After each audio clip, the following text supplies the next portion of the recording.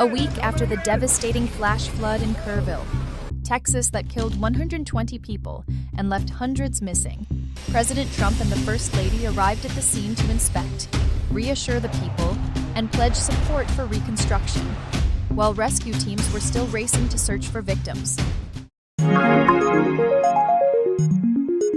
President of the United States, Donald Trump, reassured residents in Kerrville, Texas, that the federal government would actively participate in the rebuilding efforts after a severe flood swept through the central region of the state last week, claiming 120 lives.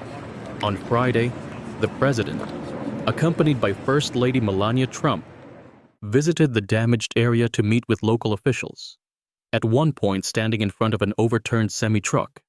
There, he witnessed the extent of the devastation caused by the natural disaster. "I've never seen anything like this," Trump stated after surveying the scene. More than 12,300 volunteers have been mobilized to assist in the search for 161 people still missing across the state. According to authorities, the volunteer force has been working at high intensity, up to 10 hours a day. Although storm damage has destroyed homes and taken lives across central Texas, Kerr County has been the hardest hit by the recent flooding. Speaking at a roundtable with officials held in the afternoon at a youth center in Kerrville, President Trump said he and the First Lady were there to express the love, support, and grief of the entire nation. First Lady Melania Trump, who is usually reserved in public statements, also visited the devastated area.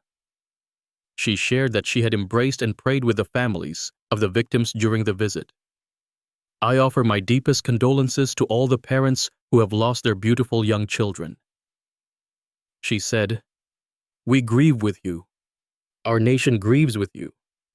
She also promised to return for another visit in the near future. Among those who perished were 27 girls attending a summer camp named Mystic, one of 18 camps organized along the Guadalupe River. Search teams in Texas continue to comb through debris in search of the dozens still missing. Authorities have stated that the search efforts will persist until all missing individuals are accounted for. Rajiv Fernando, medical director of the relief organization Heal Corps, said, "This is a massive operation that's expanding by the day. All of this debris is dragging bodies farther down the river, for miles. So, each day we receive new updates, and this operation is truly expanding." Following this disaster that caused such a large loss of life, many have questioned whether adequate warnings were issued and why the camps were not evacuated in time before the flash floods hit.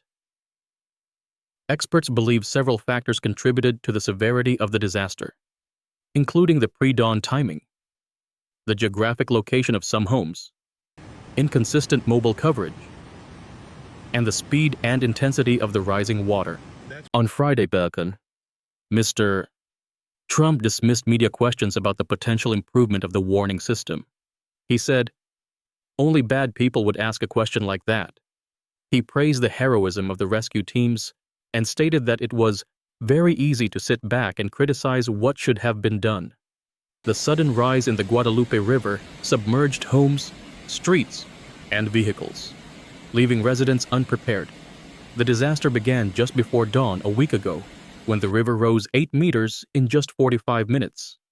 At that time, children, summer camp staff, and riverside residents were all asleep when the weather alerts were issued.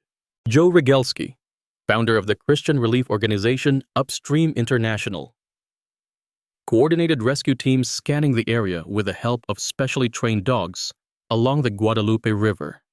In one mission, Rigelski, accompanied by a dog named Rocket, said, "You can never have enough of these dogs here right now."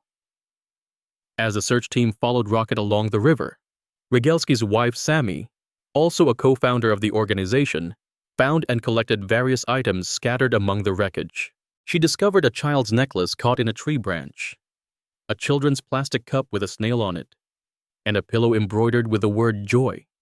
She later posted these items on the Facebook group found on the Guadalupe River, where the community could reclaim lost belongings or use them to support the search for the missing. In the context of everything here,